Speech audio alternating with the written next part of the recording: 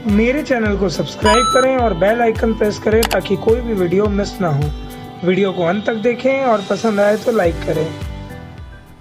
नमस्कार मित्रों, मैं रवि शर्मा कुंडली सिखाने की श्रृंखला में एक बार फिर आप सभी का स्वागत करता हूँ।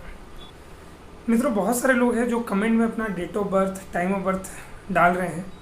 मैं उनसे रिक्वेस्ट करूँगा कि कमेंट में date of birth, time of birth ना डालें। स्क्रीन में नंबर दिए हुए हैं, उस नंबर पे आप डायरेक्ट व्हाट्सअप कर सकते हैं।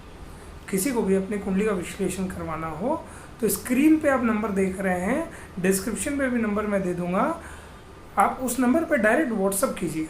क्योंकि जब आप कमेंट में आप date of birth, time of birth लिखते हैं तो उससे मुझे नहीं समझ में आता कि आपका प्रश्न क्या है।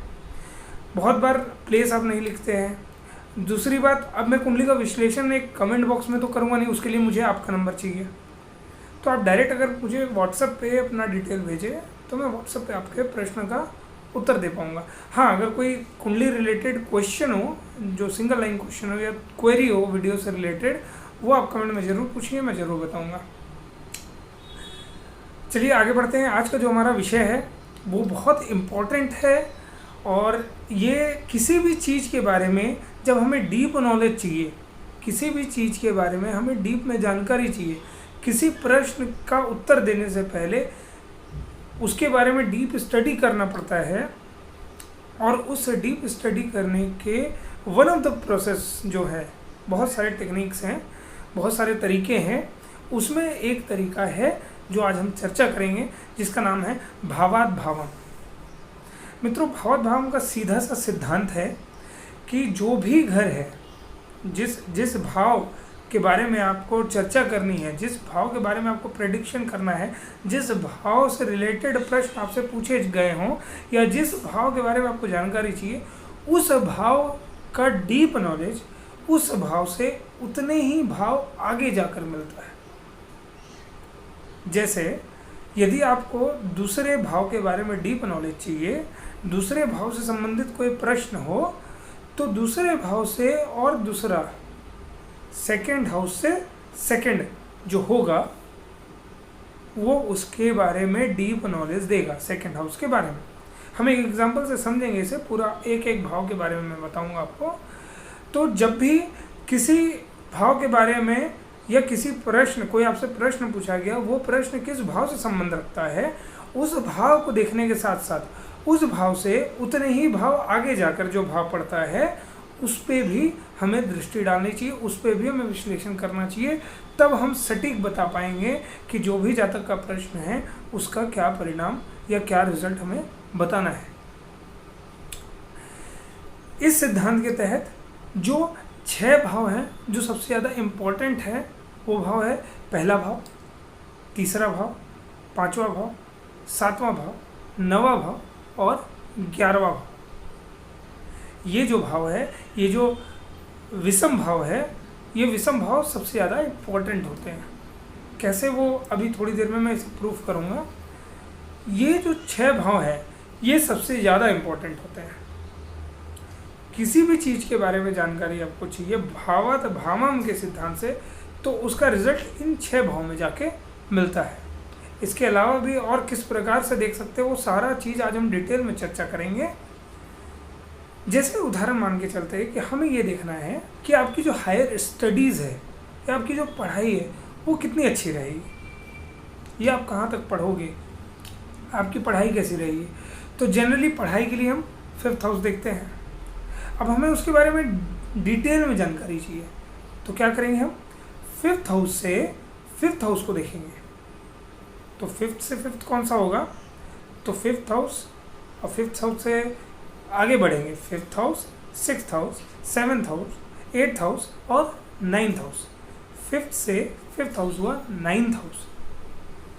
तो जब हमें देखना हायर एजुकेशन के बारे में और एजुकेशन के बारे में और डीप में हमें देखना है, तो हम देखेंगे 9th हाउस को, क्योंकि 9th हाउस हमें बताएगा कि जातक की पढ़ाई कितनी उच्च, मतलब कितने उच्च स्तरीय की वो शिक्षा हासिल करेगा।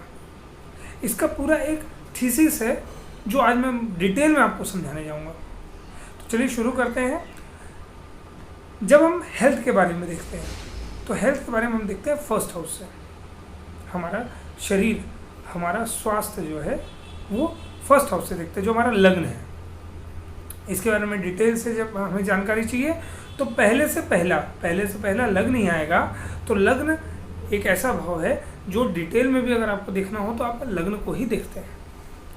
उसके बाद आइए सेकंड हाउस में। सेकंड हाउस आपकी वाणी का कारक है, आपकी बोली का कारक है, आपके धन का कारक है, आपके परिवार का, आपके कुटुंब का कारक है। अब सेकंड से जब सेकंड हम देखेंगे, जब डीप में हमें देखना है तो हम देखेंगे सेकंड से सेकंड। तो सेकंड से सेकंड कौन सा होगा? सेकंड होगा थर्ड हाउस। तो थर्ड हाउस किस चीज़ का है? थर्ड हाउस पराक्रम का है, थर्ड हाउस भाई बहन का है, थर्ड हाउस कम्युनिकेशन स्किल का है, मीडिया का है, पत्रकारिता का है। और पत्रकारिता, media, communication skill, writing skill, poetry skill, ये कब आपकी डेवलप हो सकती है? कब आएगी ये चीज़ आपके अंदर? जब आपकी वाणी अच्छी हो। तो जब वाणी के बारे में देखना है डीप में तो हम थर्ड हाउस को देखेंगे। थर्ड हाउस अगर अच्छा हुआ, थर्ड हाउस बहुत अच्छा हुआ, थर्ड हाउस में अच्छे ग्रहों की दृष्टि पड़ रही है, अच्छे ग्रहों की युति है, थर्ड हाउस हर तरफ से अच्छा रिजल्ट देने वाला है, तो जातक का कम्युनिकेशन स्किल बढ़ेगा। क्योंकि सेकंड से सेकंड कम्युनिकेशन स्किल बढ़ेगा तो इसका मतलब जातक की वाणी अच्छी होगी, जातक के पास बोलने की कला होगी। तो थर्ड हाउस से हमने देखा कि जातक के पास बोलने की कला है या नहीं है। यह होता है डीप स्टडी। एक और एग्जांपल लेते हैं थर्ड हाउस का। थर्ड हाउस पराक्रम का भाव है, थर्ड हाउस संघर्ष का भाव है। अब थर्ड हाउस के बारे में डीप हमें चाहिए नॉलेज, तो हम देखेंगे थर्ड से थर्ड, तीसरे से तीसरा होगा पांचवा भाव। तो पांचवा भाव किस चीज़ का है? पांचवा भाव है जातक के एजुकेशन का, हायर एजुकेशन का, ज्ञान का, बुद्धि का। तो जातक पराक्रमी होगा, और पराक्रम किस प्रकार का होगा, पराक्रम होने का क्या फल मिलेगा, और उसका रिजल्ट अच्छा होगा, नेगेटिव होगा, किस तरह का होगा, इसके लिए फिफ्थ हाउस को देखेंगे। फिफ्थ हाउस जितना अच्छा होगा उसका कम्युनिकेशन स्किल उतना अच्छा होगा, उसके पराक्रम का उतना अच्छा रिजल्ट मिलेगा। ये थर्ड से थर्ड हुआ। अगर फोर्थ से फोर्थ की बात करें तो फोर्थ हाउस है सुख का, फोर्थ हाउस सुख का है। फोर्थ से फोर्थ देखें तो सेवेंथ हाउस आता है। तो फोर्थ हाउस है भूमि, वाहन, मकान का, और सेवेंथ हाउस है आपकी रोज़मर्रा की कमाई का, आपके बिजनेस का। तो बिजनेस जैसा रहेगा, रोज़मर्रा की कमाई जैसी रहेगी, वो जितना अच्छा रहेगा उतना अच्छा आपको सुख मिलेगा। जितना अच्छा सेवेंथ हाउस होगा उतना अच्छा आप प्रेडिक्ट कर सकते हैं कि सुख उतना अच्छा मिलेगा। तो सुख देखने के लिए हमने डीप में क्या देखा? Seventh house. अब आते हैं फिफ्थ हाउस के लिए। फिफ्थ हाउस हमारा पढ़ाई का है, हमारा अकस्मात धन लाभ का है। अब मुझे इसके बारे में डीप, अब किसी ने बोला कि मुझे जुआ, लॉटरी, सट्टा, इन सब चीज़ों में फ़ायदा होगा कि नहीं, या इन चीज़ों में मैं कितना धन कमा पाऊँगा, तो अब आपको इसमें डीप में देखना है। तो फिफ्थ से जब हम फिफ्थ जाएंगे, फिफ्थ से फिफ्थ आता है नाइन्थ हाउस। तो फिफ्थ से फिफ्थ जब नाइन्थ हाउस आया तो नाइन्थ हाउस किस चीज़ का? भाग्य का। जातक का जितना भाग्यशाली होगा उतना रिस्क ले सकता है, क्योंकि शेयर मार्केट और अकस्मात धन लाभ ये रिस्क फैक्टर पे डिपेंड करते हैं। आप रिस्क ही लोगे तभी इसमें पता चलेगा कि आपको लॉस हुआ कि प्रॉफिट हुआ, और भाग्य अच्छा रहेगा तो आपको रिस्क में लॉस नहीं। तो हमने भाग्य देखा कि भाग्य भाव कितना अच्छा है। क्यों देखा? क्योंकि जब फिफ्थ से फिफ्थ हायर स्टडीज़ का मैंने बताया। इसके बाद ऐसे ही सिक्स्थ हाउस को देखते हैं। जब बुरे घर से हम देखते हैं तो वो घर भी बुरा हो जाता है। आज तक आपको ये नहीं पता होगा कि 11th हाउस जो सोर्स ऑफ इनकम का हाउस है, जो इनकम और इच्छाएं पूर्ति का है, उसे हम अच्छा भाव नहीं मानते हैं। इसका क्या कारण है? चलिए अभी देखते हैं। सिक्स्थ हाउस हमारा है रोग, ऋण और शत्रु का है। और छठे से छठा कौन सा होगा? क्योंकि हम जब डीप स्टडी करेंगे तो उसी भाव से उतने भाव आगे जाएंगे। तो छठे से छठा भाव होगा 11th हाउस। तो बीमारियों के बारे में देखने के लिए भी हम 11th हाउस को देखते हैं। अगर हमें कोई बड़ी बीमारी हो सकती है या बीमारी से हमें संघर्ष करना पड़ेगा, तो हम इसके डीप नॉलेज को ले सकते हैं 11th हाउस से। इसीलिए 11th हाउस को भी बीमारी का घर कहा जाता है, और छठे से छठा होने के कारण 11th हाउस को सब में रखा गया है। वो इनकम, जो जीवन का मूल तत्व है इनकम, जो आज की डेट में लोग पैसे के पीछे भाग रहे हैं, इनकम उनका एकमात्र उद्देश्य रहता है कि इनकम कैसे ग्रो करना है, और जो इनकम का हाउस है उसे ही हम गलत बोल रहे हैं, उसे हम सब में रख रहे हैं। क्यों? उसका कारण यही है कि वो छठे से छठा है। मतलब रोग, ऋण और शत्रु का डीप रिजल्ट देखना है तो हमें 11th हाउस देखना होगा। ऋण मतलब होता है कर्ज। अब कर्ज कितना रहेगा, कब तक रहेगा, चुकेगा कि नहीं चुकेगा, इसके बारे में कोई प्रश्न अगर पूछा जाए तो हम 11th हाउस को देखेंगे, छठे से छठा। अगर 11th हाउस अच्छा है तो आपका इनकम अच्छा होगा, इनकम अच्छा होगा तो आपको कर्ज से परेशानी नहीं होगी, कर्ज लेने के बाद भी आपको कष्ट नहीं होगा। या तो आप कर्ज चुका पाएंगे और या फिर आप आराम से ब्याज चुका पाएंगे, आपको परेशानी नहीं होगी कर्ज से। तो ये छठे से छठा। अब आइए 7वें से 7वां देखते हैं। 7वां किस चीज़ का है? 7वां है दाम्पत्य का, पत्नी का, वैवाहिक जीवन का। और 7वें से 7वां होता है लग्न। तो लग्न हमारा अच्छा हुआ, लग्न पीड़ित नहीं हुआ तो वैवाहिक जीवन भी पीड़ित नहीं हुआ। लग्न हमारा अच्छा हुआ, लग्न मजबूत हुआ तो वैवाहिक जीवन अच्छा हुआ, वैवाहिक जीवन मजबूत होगा। और लग्न कमजोर हुआ तो वैवाहिक जीवन में परेशानी होगी। लग्न कमजोर हुआ तो पार्टनरशिप में बिजनेस नहीं कर पाएंगे आप। तो पार्टनरशिप में बिजनेस या वैवाहिक जीवन के बारे में डीप रिसर्च चाहिए तो हम 7वें से 7वां, हालांकि नवमांश भी एक तरीका, लेकिन मैंने स्टार्टिंग में आपको क्या बताया कि ये वन ऑफ द प्रोसेस है, कई तरीकों में से एक तरीका है भावत भावम। अब 8वें घर को लेते हैं। 8वां घर फिर से अच्छा नहीं है। मैंने आपको क्या बताया, जब बुरे घर से हम भावत भावम को देखते हैं तो वो घर भी बुरा ही कहलाता है। 8वें से 8वां आएगा पराक्रम का भाव, 3rd हाउस। आप देख रहे हैं किस प्रकार से 1st house, 3rd house, 5th house, 7th house, 9th house, 11th house, ये ही इन्हीं घरों में भावत भावम का परिणाम देखने को मिल रहा है। इसलिए मैंने कहा ये महत्वपूर्ण घर है। तो 8वें से 8वां है कौन सा घर? 3rd हाउस, पराक्रम का। जब पराक्रम, जब हमें 8th हाउस से रिलेटेड आपको देखना, 8th हाउस किस चीज़ का है? 8th हाउस से डीप स्टडी का, गहन अध्ययन का और मानसिक कष्ट का। अगर जातक का पराक्रम वाला घर खराब हो जाए तो जीवन में संघर्ष बढ़ जाता है, और जब संघर्ष बढ़ जाता है तो मानसिक कष्ट बढ़ता है। मानसिक कष्ट 8th हाउस।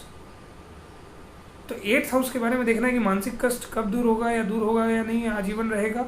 अगर 3rd हाउस किसी का पीड़ित है, अगर 3rd हाउस किसी प्रकार से खराब है तो उसकी मानसिक कष्ट आजीवन उसकी संगिनी बन जाएगी। हमेशा वो मानसिक तनाव से गुजरता रहेगा, क्योंकि 3rd हाउस खराब है और रिजल्ट 8th हाउस का मिल रहा है। उसी प्रकार डीप रिसर्च के लिए देखें तो जातक जितना पराक्रमी होगा, जितना ज़्यादा मेहनतू होगा, कैसे मेहनतू होगा तो 3rd हाउस से हम देखेंगे मेहनतू के बारे में।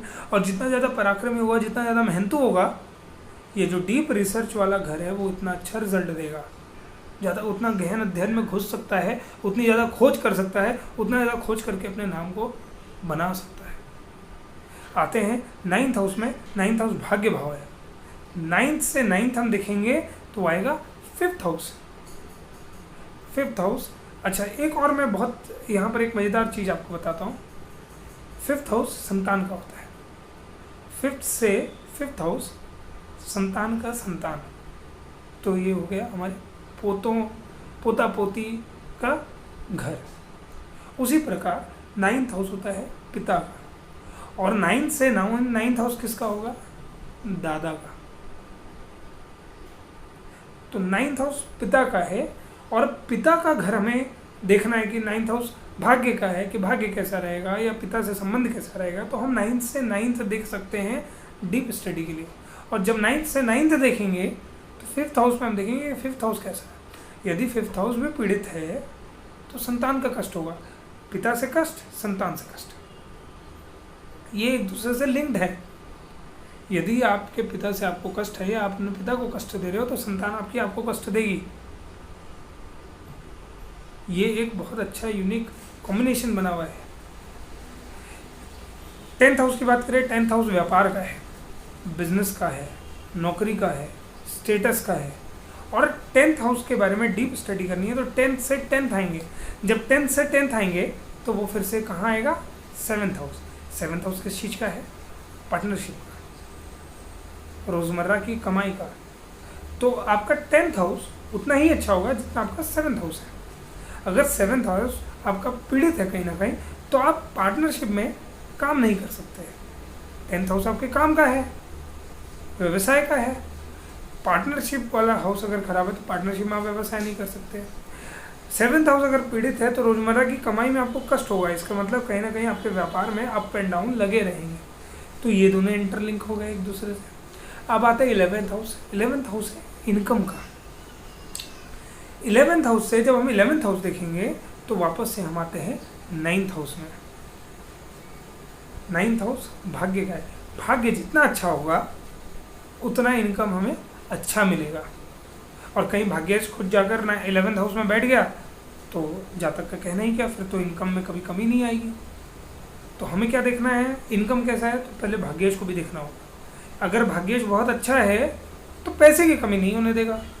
भाग्येश बहुत अच्छा है तो जीवन में संघर्ष कम कराएगा, तो इच्छाएं पूर्ति होंगी, तो 11th हाउस का रिजल्ट मिलेगा। 12th हाउस को देखें तो 12th हाउस से 12th हाउस जो है वापस से आता है 11th हाउस। 12th हाउस किस चीज़ का है? एक्सपेंस का, खर्चे का। और 11th हाउस किस चीज़ का है? कमाई का, इनकम का। अब ऐसा कभी नहीं हो सकता कि आपके महीने का खर्च 1 लाख रुपए है लेकिन आप कमाते 10,000 हो। ये संभव तो नहीं है। ये हो सकता है कि आप 1 लाख कमाते हो और 10,000 खर्च होता हो, लेकिन ये नहीं हो सकता कि 10,000 कमाते हो और 1 लाख खर्च होता हो। तो किस प्रकार का खर्च होगा और खर्च आप कर पाओगे नहीं कर पाओगे, वो खर्च कितना होगा, ये डायरेक्टली आपके इनकम से रिलेटेड है।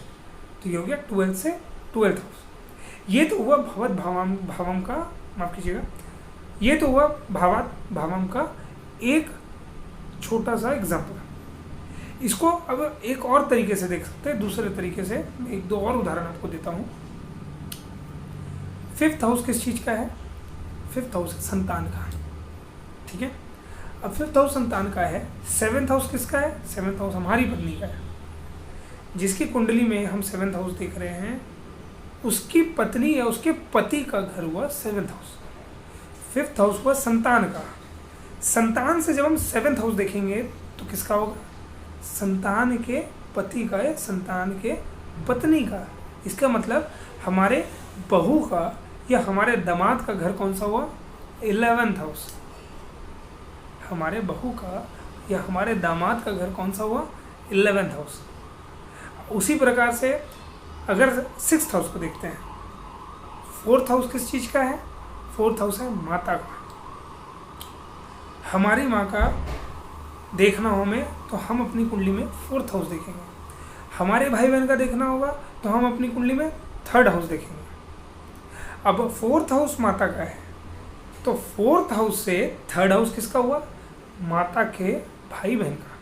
यानी कि हमें मामा के बारे में देखना हो, मौसी, माफ़ कीजिएगा, हमें मामा के बारे में देखना हो, हमें मौसी के बारे में देखना हो तो हम 4th हाउस से 3rd हाउस मतलब 6th हाउस को देखेंगे। जब हम 6th हाउस को देखते हैं तो 6th हाउस से मामा और मौसी के घर को देखते हैं। अब एक और लास्ट एग्जांपल समझाता हूँ, उम्मीद है समझ में आ चुका होगा आपको। 4th हाउस होता है हमारे सुख का, साथ में हमारे घर का, भूमि, वाहन, मकान। तो हम कैसे घर में रहेंगे ये हमारे 4th हाउस पर डिपेंड करता है। 11th हाउस होता है इनकम का। इनकम कैसा रहेगा, किस जगह रहेगा, इनकम जहाँ रहेगा वो कैसा है, इनकम हमारा जहाँ रहेगा वो कैसा है। तो इनकम से हम 4th पे देखेंगे, हम कहाँ रहेंगे, हमारा 4th। इनकम कहाँ रहेगा, इनकम का 4th। तो इनकम है 11th हाउस, वहाँ से 4th होगा कौन सा? 2nd हाउस, हमारा धन भाव। धन भाव जितना अच्छा रहेगा मतलब हमारे इनकम का घर उतना अच्छा है। इनकम का घर अच्छा मतलब सेविंग हमारा उतना अच्छा रहेगा। तो भावत भावम को इस प्रकार से हम देखते हैं। जिस भाव को देखना है उस भाव से आप किसी भी भाव में जाके उसके बारे में बहुत कुछ रिसर्च कर सकते हैं, बहुत कुछ पता कर सकते हैं।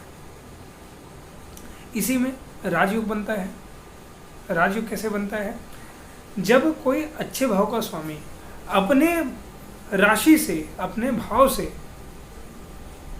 किसी अच्छे भाव में जाकर बैठा हो तो राजयोग बन जाता है। जैसे 5th हाउस का स्वामी है कोई, मान लेते हैं मेष लग्न की कुंडली है। अब मेष लग्न की कुंडली में पंचम भाव का स्वामी हुआ सूर्य, और सूर्य जाकर बैठ गया भाग्य भाव में। पंचम से पंचम, अपनी भाव से, अपने राशि से 5 घर आगे, 5वां घर शुभ होता है, तो अपनी राशि से वो 5वां घर आगे बैठा हुआ है। तो अपनी राशि से 5वां घर आगे बैठा हुआ है, तो ये एक राजयोग बन गया।